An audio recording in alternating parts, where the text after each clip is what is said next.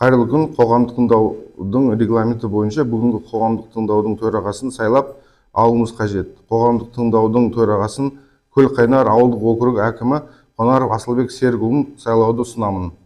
Дауыс беруіңізді қолдарыңызды көтерсеңіздер. Ал жақтады. Ал енді келесі сөз қоғамдық тыңдау төрағасы Қонаров Асылбек Серікұлына беріледі. Қайырлы күн. Бүгін қоғамдық тыңдаудың тақырыбы Жамбыл облысы Жамбыл ауданы аса 3-4 блогының құм қиыршық тас қоспасының кен орнының қоршаған ортаға әсер етуге рұқсат беру үшін нормативтік құжаттары бойынша бастамашы ПГС Дубай ЖШ, жобалаушы ЭККС ЖШ. Ашық жиналыстар арқылы қоғамдық тыңдаулар өткізу үшін жалпы жиналыстың хаттамасын енгізу үшін ашық қоғамдық тыңдаулардың хатшысын және дауыстарды санауға жауапты тұлғаны сайлау, сондай-ақ қоғамдық тыңдауларды өткізу ережесін бекіту қажет. Жалпы жиналыстың хатшысы және дауыстарды санауға жауапты тұлға болып Көлқайнар ауылдық округі әкімінің өкілі Әбдіхалықов Дулатты сайлауды ұсынамын. Дауыс берейік. Ашық жиналыстар арқылы қоғамдық тыңдаулар өткізу регламенті. Бірінші, баяндаушылардың баяндамасы 5 минут. Екінші, баяндамаларды талқылау және қоғамдық тыңдауларға қатысушылардың ескертулері мен ұсыныстарын тыңдау. Баяндамашылар өз кезегінде қоғамдық тыңдауларға қатысушылардың ескертулері мен ұсыныстарына жауап береді. 10 минут. Қоғамдық тыңдаушылардың қорытындысын шығару 2 минут. Дауыс берейік. Осыған қарсы емессіздер ме регламентке? Ендігі сөз кезегі баяндамашы ЭККС ЖШ ұйымының өкілі Азимов Дәурен Батырбековичке сөз беріледі. Қайырлы күн. Нысан Тараз қаласының солтүстік батыс шетінен батысқа қарай 7 км жерде орналасқан. Кен өндіруге арналған жер телімінің ауданы 15,88 гектар құрайды. Ең жақын елді мекендер жұмыс алаңының солтүстік шығысқа қарай 1,8 км жерде орналасқан Жамбыл ауыл Көлқайнар ауылдық округі болып табылады. Кен орны экскаваторлары мен жүк көліктерін пайдалану арқылы ашық әдіспен өндіріледі. Артық және борпылдық шөгінділер механикалық түрде алынады, ал пайдалы тау жыныстары экскаваторлармен алынып, жүк көліктеріне тиеледі. Карьердегі өндіріс процесіне мыналар кіреді: аршу жұмыстары, топырақтың үстіңгі қабатын және артық жынысты алу, құм мен қиыршық тас қоспасын алу, алынған материалды тиеу және қоймаға немесе тиеу алаңдарына тасымалдау.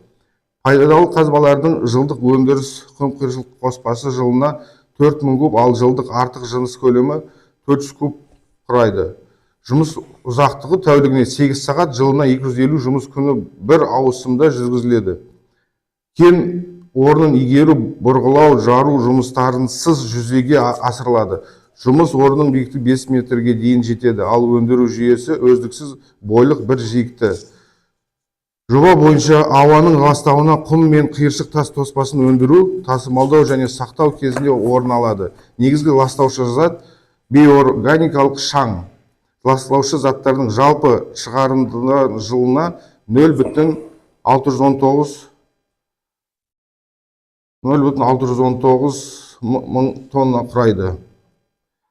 Сумен қамтамасыз ету, сумен жабдықтау көзі шаруашылық ауыз су адамдардың күнделікті пайдалануына және өндірісті сумен жабдықтау сырттан тасымалдау негізінде көзделіп отыр. Тұрмыстық ағынды сулар су өткізбейтін бетон шұңқырларға ағызылады. Олар толғаннан кейін келісімшарт көрсетілгендей тазарту үшін кәріз көлігімен ең жақын тазарту қондырғысына тасымалданады.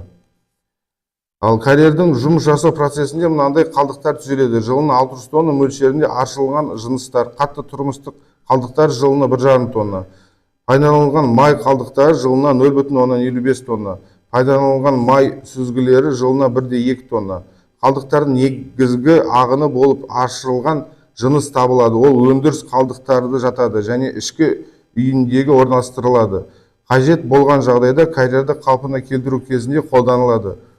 Техникалық қызмет көрсету қалдықтары мен тұрмыстық қалдықтардың көлемі шамалы және Қазақстан Республикасының заңнамасына сәйкес жинауға, қайта өңдеуге беріледі, немесе арнайы мекемелерге өткізіледі. Мен болдым. Ал келесі Сұрақ жауап болу керек пе енді? Қалай боламыз? Сұрақтарыңыз бар ма? Баяндамашыға сұрақтарыңыз бар ма?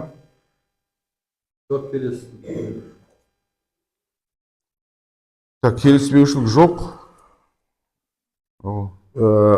Онда ары қарай жалғастырайық.